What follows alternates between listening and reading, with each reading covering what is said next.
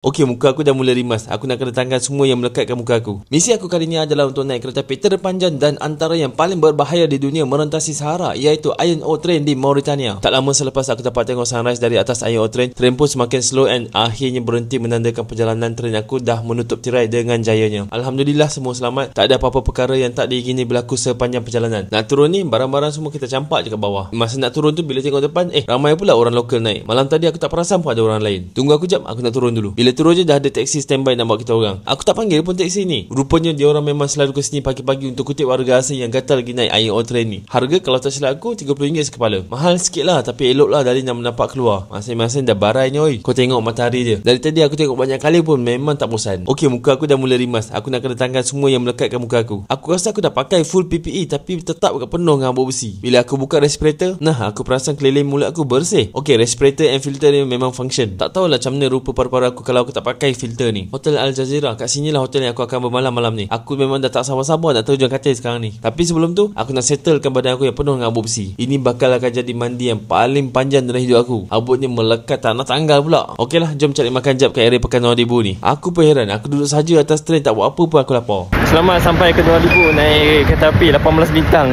Perjalanan lebih kurang dalam 13 jam. Dapat tidur sejam je kot. Impossible nak tidur tempat macam tu. Siang panas, malam sejuk gila. Cuaca panjang pasir kan. Hari ni tak ada benda nak buat lah, rehat lah. Esok ada satu lagi perjalanan panjang daripada Nouadhibou ni masuk ke Western Sahara, pergi ke Dakhla. Naik bas 500km. Tak tahu berapa jam, kan 7 ke 8 ke.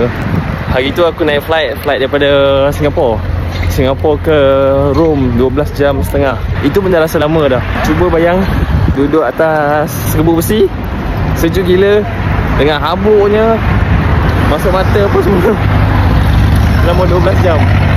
Wah, dia tak nak habis. Nak minum air pun tak boleh.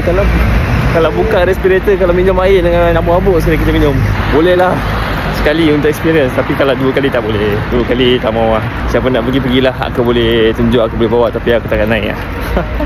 Gila ini kerja gila. So, ada orang nak pergi tak? Kalau ada, hujung tahun depan kita settingkan sejadi. Aku bawa korang. Aku tak nak ramai. Cukup 8 orang kita gerak. Risiko tanggung sendiri, okay? Papa Roger. Now aku nak pergi makan yang masuk Western Sahara. Sambung next video.